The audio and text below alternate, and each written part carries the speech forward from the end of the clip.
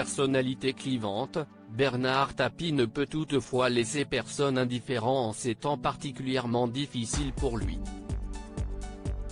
À 78 ans, non content de devoir lutter contre un double cancer, le célèbre homme d'affaires a récemment été violemment agressé dans sa résidence secondaire. Il a évoqué le sujet avec franchise sur TF1. Dans le JT de Gilles Boulot, Bernard Tapie est donc revenu sur la terrible agression qui s'est produite dans sa maison de Comble-la-Ville, dans la nuit du 3 au 4 avril. Je n'avais rien fait pour mériter ça. Mais il y a des milliers de cas par an.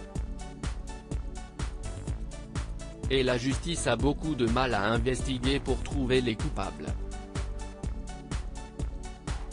Mais dans ce que j'ai vu, la seule chose que je veux me permettre de dire, si est qu'il y avait une haine dans leur façon de parler, de dire, de faire. C'était pas tais-toi, c'était ta gueule. On sentait que l'on était quelqu'un à abattre, a-t-il raconté, la voix très affaiblie par sa lutte contre le cancer.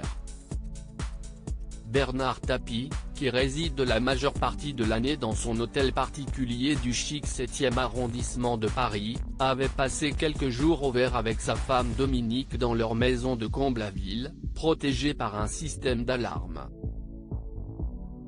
Les 4 malfrats sont passés par une fenêtre de chambre qui, elle, malheureusement n'était pas protégée.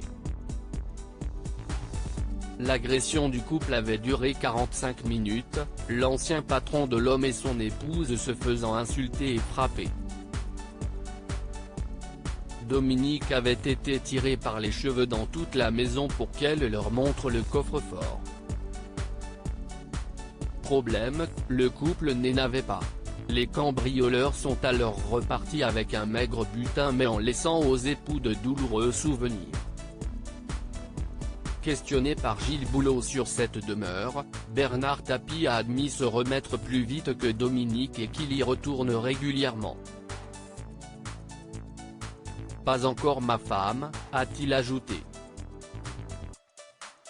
Son épouse en a perdu le sommeil et devrait faire appel à des professionnels de santé pour retrouver de la sérénité. Combatif, celui qui a aussi été ministre a admis avoir envie de retrouver la forme pour affronter son procès en appel prévu dès le mois de mai mais aussi pour le cinéma. Le louche m'attend, il veut faire un dernier film avec moi, a-t-il clamé.